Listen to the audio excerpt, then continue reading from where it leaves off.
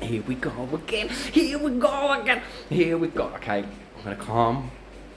I'm gonna let my ADHD medication settle in, and let's get into the exciting, mental, best season yet. I've Married at First Sight worldwide, possibly.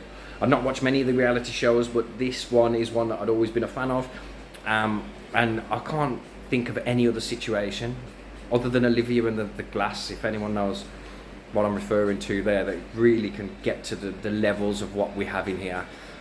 What we are going to do is bring up the discussion points, discuss all the people and where they are at this moment, really briefly, but then we're also going to share in relation to someone who's revealed they've been scouted. Would that mean that you've gone on the show with the best intention anyway? Does that mean Maths is a bit of a fraud itself? Like, let's talk about it. I'm interested to know. All I know is I love the show and I find it flipping entertaining. But anyway, Adam Light, Married at First Sight, special guest, Ian Wright t-shirt there. So let's get into it, and I'm looking forward to sharing my thoughts with you. So first off, always Jordan and Shanita seem to come up first. So again, really, really positive. It seems to be they're the power couple. My prediction for these guys, they're not going to stay together long term. And I think it's just these small little traits that Jordan has that are going to be possibly frustrating for her. But I feel like a medical issue may be involved. She's diagnosed him, not me. So again, if there's a medical issue involved, I think again it'd be a bit insensitive, especially when they're such a power couple. I'm hoping that she sees the diamond that she's got, and nothing comes out that shows that that's completely wrong. But she's got a little diamond there, and I'm hoping that they're able to just overcome any of these like tiny, minute issues they seem to keep having. Keisha and Kwame.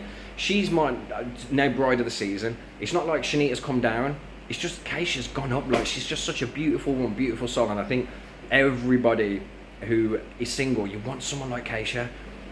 She's loyal like dog, and she can get a lot of willy, she'll tell you, but she'll be so loyal to that person who she's caring about. And I think that's a quality that we just can't help but go, bride of the season. And she's so calming. Yesterday at the dinner party, she was really supportive of someone under attack in April without being disrespectful to the person, Tom, who was attacking her. But we'll come to those in a second. But Keisha, love her. Kwame, my gosh, I liked him from the lean, like the initial lean on his photo, and it's just progressed now to where I just like the way this guy, he backs his people. Again, loyal like dog. I don't think they're going to stick together, but they should. This will be one where Kwame will look back in 20 years and go, if I was a bit more emotionally mature, I'd have grabbed that opportunity with both hands. And she looked good in the lingerie, I'll say that, she looked good in the lingerie. So, moving on to, let's go Jenna and Zoe. Two just individual people in a couple's show now. I think that they're cool, they're great with a group, but they're just two individual people in a couple's show. So that's not really working. Jonathan, man, I don't know what to comment here, just because I can't say anything really, really positive, but lad, you've got some educating to do. Like, I think it'd be a fun thing for us just to sit him on a television show on a sofa and ask him just to talk about like issues. Like Carl Pilkington, if you've ever heard of him, just has a really unique outlook on life, maybe a bit archaic from this guy, but it'd be like educating him. It'd be the TV show where we all kind of take him from the 1960s or the 1980s if you're listening to my music, all the way through to kind of, at least we'll try and bring him through to 2000s. We ain't going to push him to 2010 just yet, but we're going to slowly get him there. And the more this happened, the more I'm really liking Sophia. I still think she might be in it for the reason of, primarily, I was looking at Instagram and trying to grow that kind of thing, which again, for me, takes the real out of the reality show. However, she's coming across really quite well, and I might stand corrected on this one, because again, she seemed to be quite emotionally invested, and that wouldn't have been the case, real tears, if it was false. Which leads me nicely on to George and April. Fake tears, but really held her own yesterday, I must admit. Not that I'd go as far as to say I was wrong. I think there was a little bit of exaggeration in there when she realised, I'm actually got the group on side here, but that's exploding. Again, it came out in the newspaper, a little spoiler in relation to how that's all working out and how she's had to abandon the show. George, obviously allegations have come out there, that's clearly controversial, and again, it's something that I'm looking forward really to seeing what more, if anything, comes of that, and therefore evidence either side. But again, that's a sensitive situation. But it's found him on that episode just being like, F my life, which I'll show a clip of in just a moment as well. let's think in relation to Matt and Jem. Oh my gosh. Do you know what? When was the last time you heard a dirty comment from Jem? I'll just see a real, genuine person there. And anything that come in the first instance, it's just, for me, it isn't even a thought now. It's again Thomas and Adrian.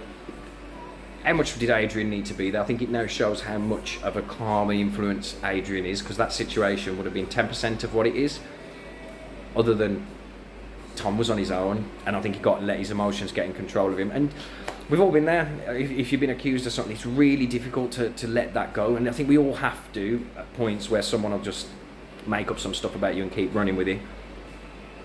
But you're always going to be a little bit bitter or really want to fight your corner, especially when someone thinks something of you that isn't true. So I think that's where we saw a lot of the fire, but definitely needs to choose his words a little bit better, and really, really have Adrian on side. It's one of those that clearly shows how good they are together. And fingers crossed as, again, a really strong couple moving forward, and I hope they overtake Jordan and Shanita as the power couple. Moving on. Okay, of course, Whitney and Duca.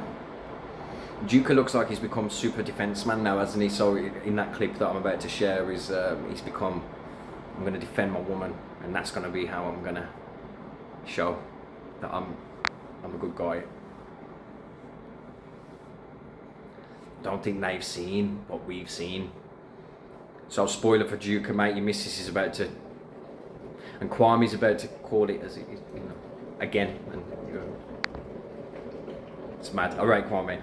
You can't tell it like it is when it comes to his heart with a female, but clearly when it comes to a guy, you just hit him with a body shot. So yes, Adam Light. Let's keep going. So let's just share that video of footage of what's coming tonight. And just to let you know, Matt got a message in his Instagram not long before filming started to say, oh, interesting profile. We're starting a reality TV show called Married at First Sight UK. Would you be interested? Don't worry, the marriages aren't legally binding.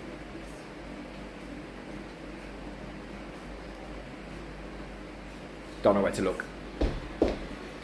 Now guys, when I came into this, I said I'd find the real in the reality shows. This is getting too real because I'm now about to take down the source. But I'm sorry, that's just completely the wrong way to do this. You're telling me you didn't have enough male applicants, that you couldn't have really find a match that maybe would have been a little less, saw your impressions on social media, and it's almost incentivizing them to grow their following through their show. Chaos at the table. You are full of shit, and you're the most phony fucking relationship I've ever experienced. This boy has no validation, he's fucking walking away. He's a grown man. You know fuck all, fuck you, bitch. You're pressing the wrong fucking button, Thomas. The irony is being consoled by the man who's taking his woman.